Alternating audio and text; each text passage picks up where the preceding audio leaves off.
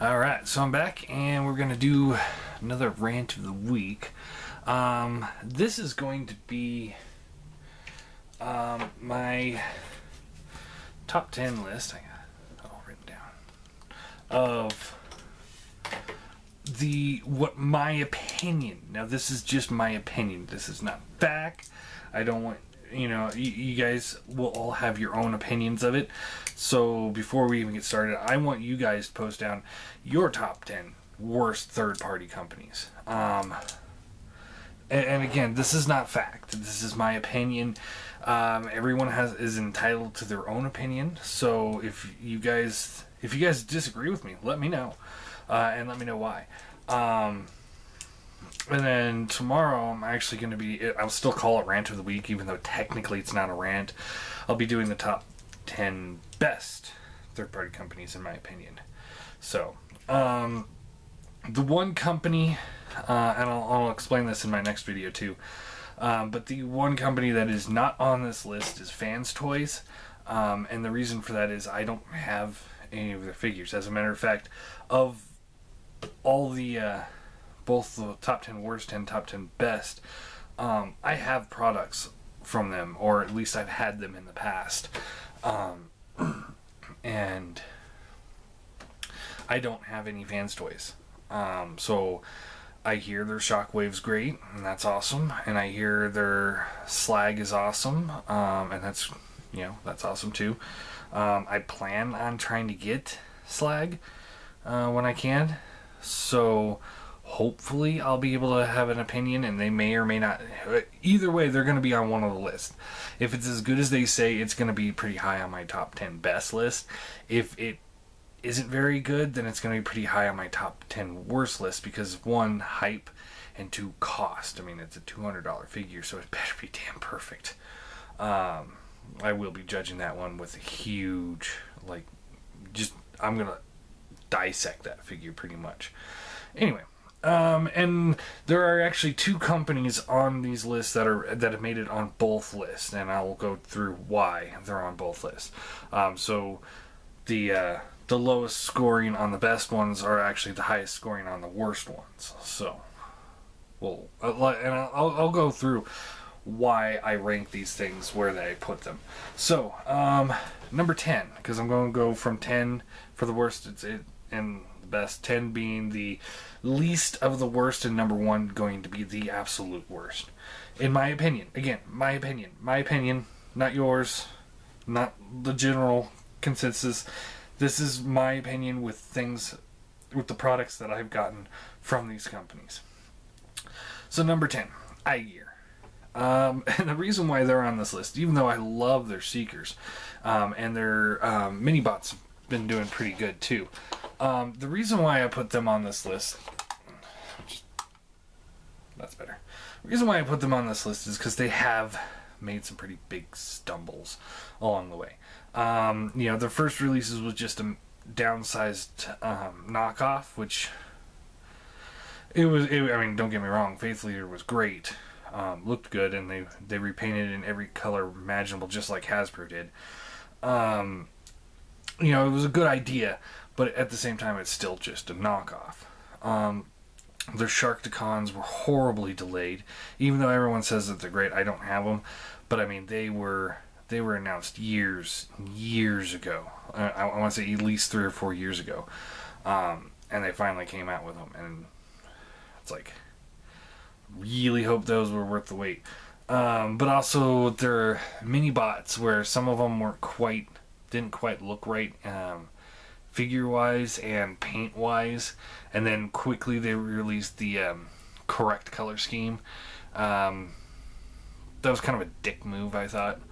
And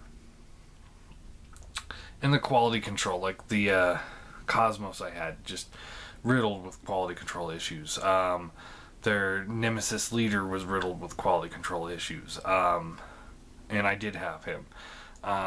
So, I mean, they have the potential of making great figures like the Seekers, and then they also have potential of making total shit and knockoffs. I mean, they knocked off the Seeker Jets, although they improved on the Seeker Jet, the Masterpiece Seeker Jets anyway. They improved on the design, and then Hasbro stole the design from them, which is hilarious. But the point of the matter is the fact that they, again, it was essentially a knockoff, slight retool. Same with their Conehead Seekers, just retools of masterpiece figures. So that's why they're on this list. Number 9, Orbitron. Reason for it is airburst, strictly airburst. You guys saw my review of it. He's riddled with quality control issues. I really didn't like him, and I even told everybody that I don't recommend him at all. They're on both lists because Brawl is that good to put them back on the list. But as is, Airburst was just so bad, and the first outing for a new company, it really kind of, it makes me kind of hesitant on the company itself. They're, 1 for 1, or 1 out of 2. So they're ranking at 50% good figures, in my opinion. That's not a good ranking at all. They really need to step it up. And I hope Airburst, the first wave of them that people that ordered from Big Bad Toy Store got, I really hope he was the only one that has those issues. I hope when they do the, because they're reissuing him, I think, and then all the other stores are going to get him.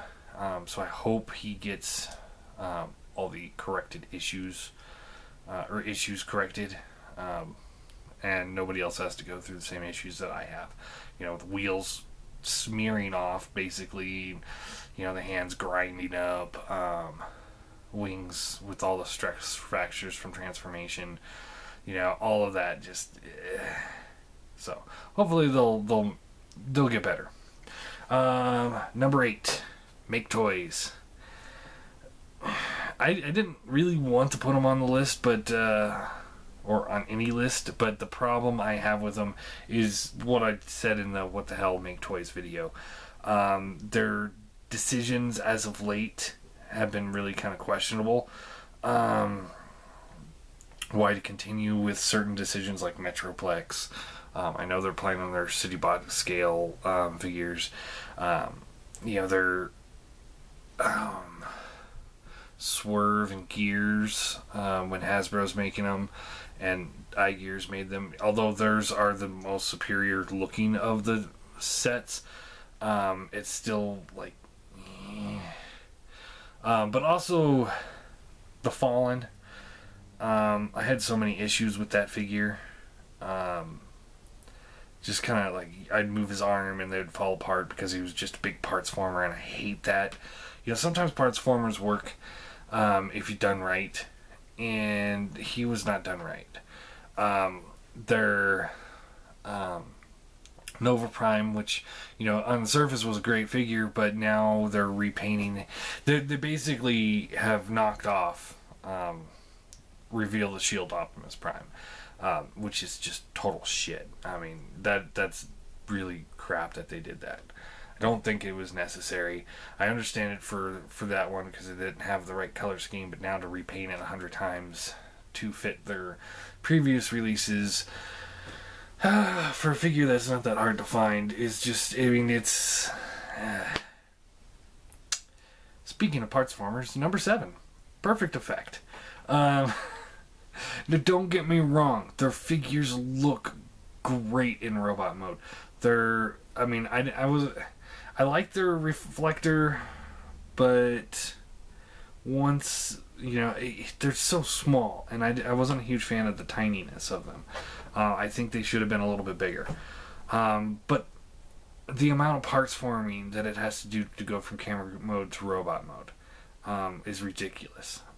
Their Rumble and Frenzy look great, and they did the black repaint before Rumble and Frenzy, which was cool. I guess that worked. But as great as they looked, again, parts forming, and they don't parts form like Hasbro or something like that. They have tiny little parts that have to parts form. I really, really would be surprised if everybody that's bought one of their figures at some point hasn't lost a piece and had to tear the room apart looking for their little revolver or a knife or something like that. It's like even their Fortress Maximus, which looked great in robot mode, and the head mode looked good too. The tank mode was there, but the whole thing was a parts former, and it was really irritating that you have to take so many things off and put them back on in different configurations. It's not. It doesn't sit well with me for being the cost that they are. Also, you know, the Fortress Maximus $150 for giant, you know, ultra class third party figure with die cast. That's a great price. Don't get me wrong, that's a great price. But $70 for the two Rumble and Frenzies, and $100 for the reflector set. It's a little much. I really think that's a little much. Number 6, Guilty Hunger. Now, I had the Guilty Hunger upgrade kit for the Seekers, and it was great. The reason why they're on the list is because they took all their designs off of Shapeways, and they stole everything that they were doing. They stole it from some other guy that's sitting there making these things on his own, and they're stealing his ideas and not giving him any credit. It was a huge thing. That's why majority of their stuff you won't find on Big Bad Toy Store, because once Big Bad Toy Store found out how shady of a company they were, they removed most of the products. I think they still have a Prowl missile launcher, but they removed everything else. Originally, they were going to do a Rumble and Frenzy data discs that were based on someone else's design, and you know, they did the upgrade kits for the Seekers. That's a very shifty thing to do, and it's just bullshit that they'd steal somebody else's designs like that and not give them credit or money. I know, like, somebody made the original cassette that KFC put out, I believe, and they paid him for that. So, you know, that's a different story.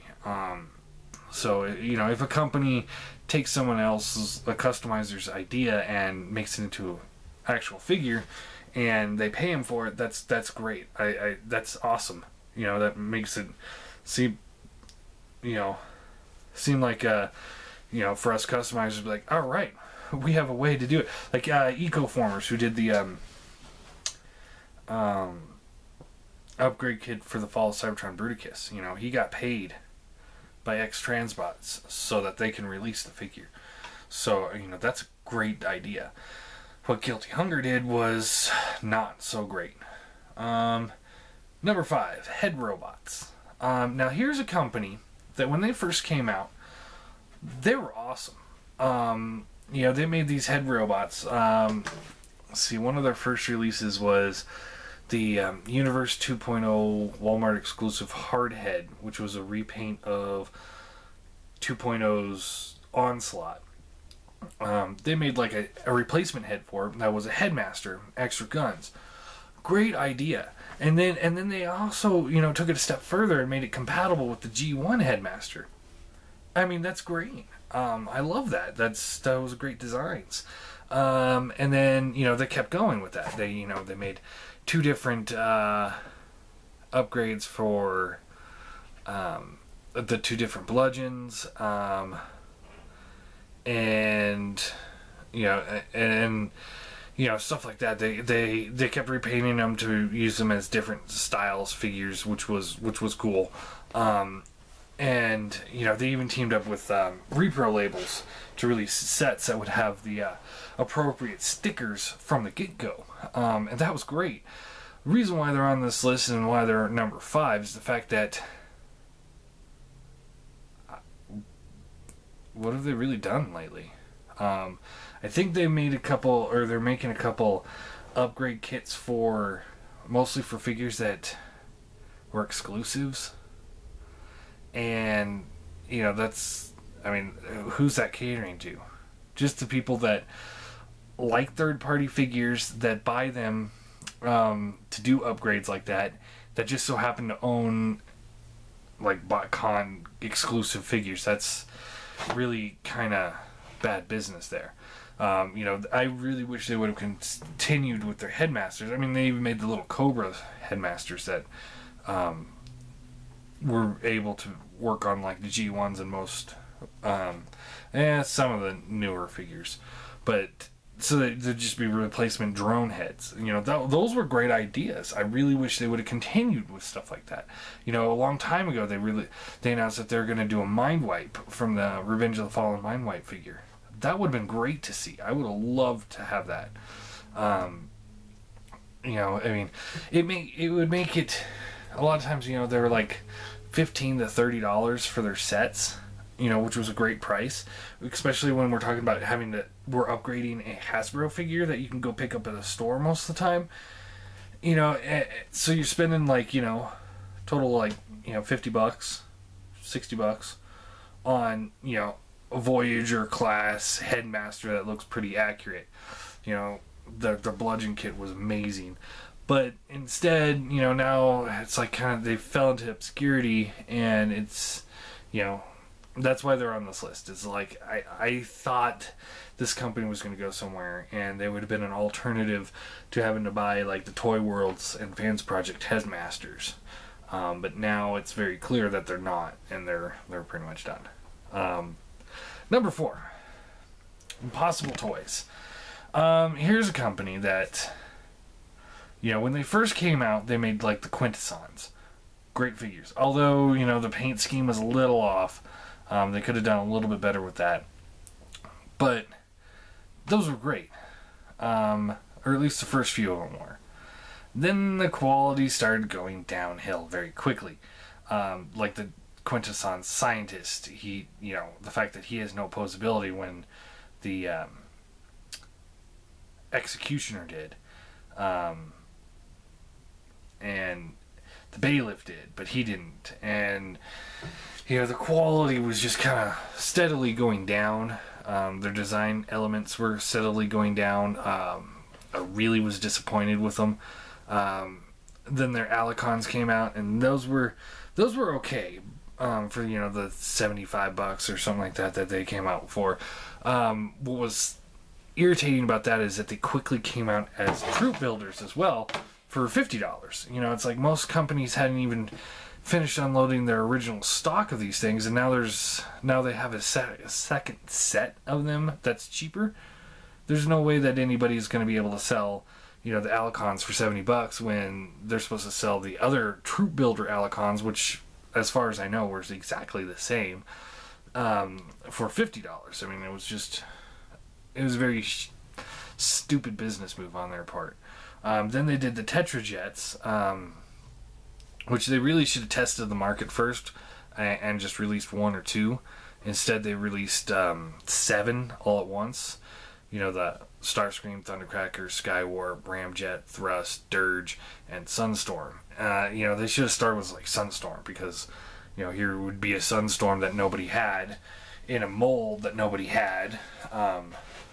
Start with that and see where it goes. But instead, they decided to stretch themselves too thin. I hear the build quality was good on them, but the design elements of them don't look that good. And then with their dying breath, they gave us like 100 more Bumblebees and slight retools of a Bumblebee that look terrible. They don't look good at all. I don't know why anybody would want to have those things. The heads are flat, the arms are tiny. They look like an updated version of the G1 Bumblebee, but I mean, just terrible figures. They just look like shit. And that's why they're number 4. I mean, Impossible Toys, they started out, they should have stuck with, and let's not forget their RC attempt. But they went from a company that was pretty good to a company that was terrible so quickly, and that's why they closed. There's no doubt in my mind that's why they closed, because their quality went down so fast in comparison to the other third-party companies. It's like when they first came out, they were good for what was coming out at the time, which wasn't much. But as other third-party companies start coming out and they're improving, Impossible Toys was staying the same. And in this kind of industry, you have to change with the times and make better quality figures, and they just couldn't stick up with it. And like I said, with their dying breath, they gave us more Bumblebees, and that was just a bullshit move on their part. Number 3. This is the only company on this list I don't have any products for, because as far as I know, they've only released one product, and they're Collector Kingdom. The reason why they're on here is the fact that their set, which is an upgrade kit for G1 Predacon, or Predaking, is just a knockoff kit of Crazy Debbie's Predaking kits. It's a lot cheaper, but they're still stealing someone else's design, and that's what the entire basis of this whole company seems to be based on, is they stole another company's design, and that's bullshit. Say what you will about Crazy Debbie, and I will have my word about Crazy Debbie here in a few minutes, but it doesn't matter. They don't deserve to have their entire product line like that stolen from them and sold for cheaper. I mean, that is just such a dick move that I'm really, really not happy with. So yeah, and for of all the things to knock off and make cheaper, really, the Predaking kit, that's your plan? Okay, good luck with that. In this day and age where Predakings are falling from the sky, you're gonna knock off Crazy Debbie's Predaking kit. That thing's gonna go on clearance before it's sold out. Alright, number 2, KFC. You guys know how I feel about this company. I had a whole rant about them. Wow, these guys suck so much. As far as I can see, as of right now, there is no saving grace. In case you guys didn't notice, from the time I released that video, or actually from the time when I recorded the video until now, they have announced that they're doing a black repaint of the Ultra Magnus, because everybody wants a black repaint of an Ultra Magnus figure in Masterpiece scale that doesn't quite look right. Because Ultra Magnus was black a lot, right? Black repaint of Optimus Prime, yeah, there's Nemesis Prime. Okay, I can get that. I can understand that. Repaint him gray as the dying colors. I can get that. Repaint him white as the inside truck Ultra Magnus. Okay, I can get that. Shattered glass. I can get that. A black Ultra Magnus? I don't see anywhere where that fits in to any continuity. He didn't even look like that in Shattered Glass. So, again, they're just making black repaints for the sake of making black repaints. And I know some people really dig black repaints, but that's just stupid. And they also their Mugen scope, whatever the fuck they call that piece of shit, is being retooled as Shock Blast now. But he comes with the original Mugen scope, so you have to buy both of them to get one. Again, a deluxe Shock Blast or Shockwave that doesn't quite fit in scale with anything, in a mold that they've used umpteen hundred times, sold with a figure that nobody wanted to begin with. Great idea.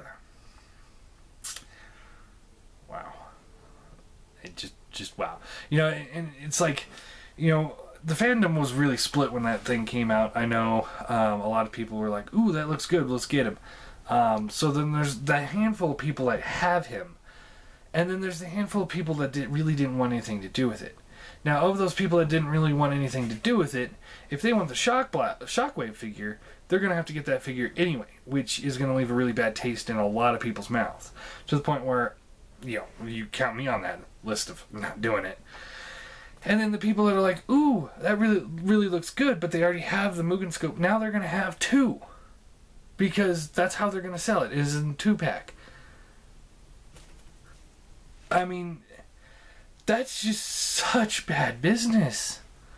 Wow, just release the Shockwave figure, for Christ's sake. That's all anybody wanted. That's all anybody would want. Number 1, worst company in my opinion.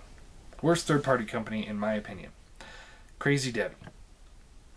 The reason for Crazy Debbie being number 1 and not KFC, even though I actually hate KFC more than Crazy Debbie, is, when Crazy Debbie first came out, it was genius. They made an upgrade kit for the G1 Devastator that made it more posable, more screen accurate.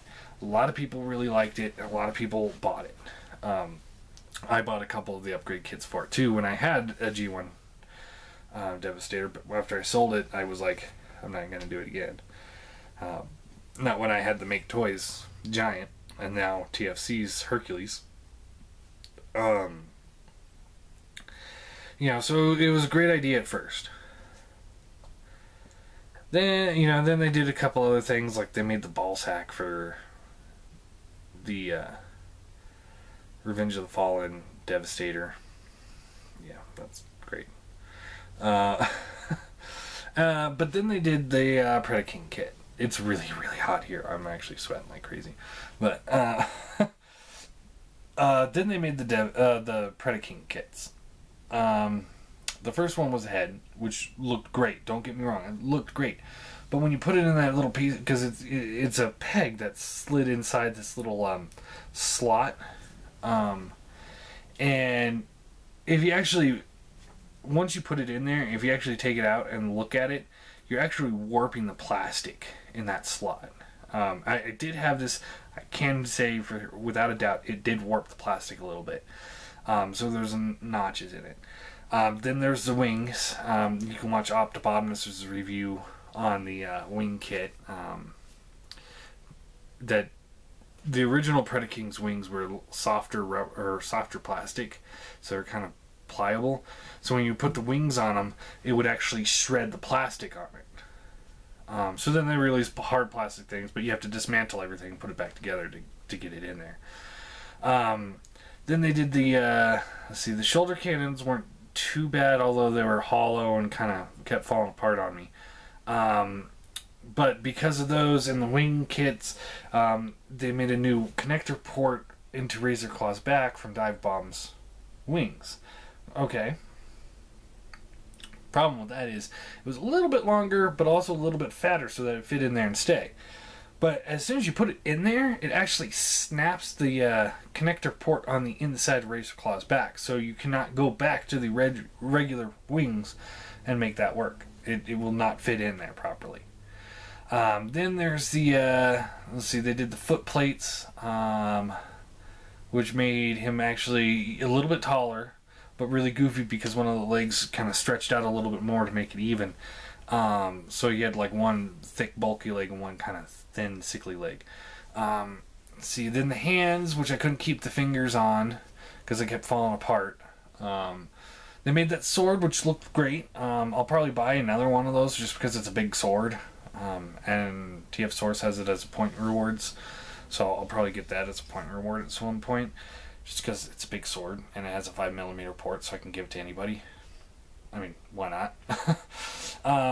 But then when they made the hands, it no longer had the 5mm port in there because they were movable fingers. So he wasn't able to hold a sword. So the hands then came with like this little extender clip that fit on the bottom of the sword's handle.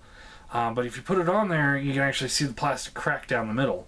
And these are issues that I legitimately had with this set. And then you can wrap the hand around the handle, but there's no peg holding it into place, so it was kind of a loose hold. So I generally had him have his hand on the end of the handle and just kind of wrapped his fingers around and just hold it like this, which it worked, but not very well. I mean it. And then that was the end of my Crazy Debbie purchasing because their costs kept going up and the quality kept going down, in my opinion. And the reason why they're number one on the worst list is because of the fact that, you know, cost, quality, you know, that those are big things when we're talking about the third party world. You know, if the cost is high but the quality is high, then people forgive them. If the cost is low and the quality is low, people will forgive you. But if the cost is high and the quality is low, you will never be forgiven.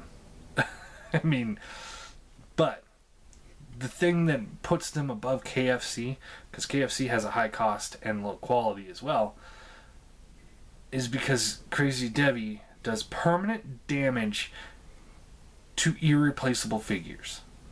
The G1 Predacons, a lot of people, you know, that was the holy grail for the longest time. Yeah, now there's a bunch of reissues of it.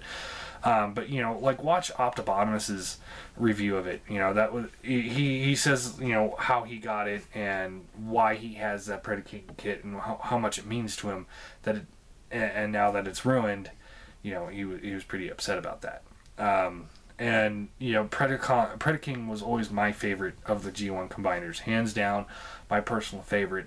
And it was a very long time before I was able to get the 2010 reissue. You know, it was something that I was really, really working for a long time, because at the time, you know, I was broke then too. And it was $200, so, you know, I had to make all these deals and sacrifices to get the damn thing. I get it in, I absolutely fall in love with it, and I start getting the Crazy Debbie stuff, and bit by bit it's ruining the figure, to the point where it's like, I sold it because it was broken. You know, I sold it for like $30. You know, I was very, well, then I also had, you know, Unique Toys Predaking at the time, but the point of the matter is that it meant a lot to me too, and they ruined it. They ruined the figure for me. And I think a lot of people felt the same way. It does permanent damage to figures like that, and that's just unforgivable. That's why they're the worst company, in my opinion. Yeah, good job, Crazy Debbie. I really hope that company closes down, if it hasn't already. So, again, what's your guys' top 10 worst third-party companies in the world? You know mine now, so next up I will do my top 10 best personal favorites.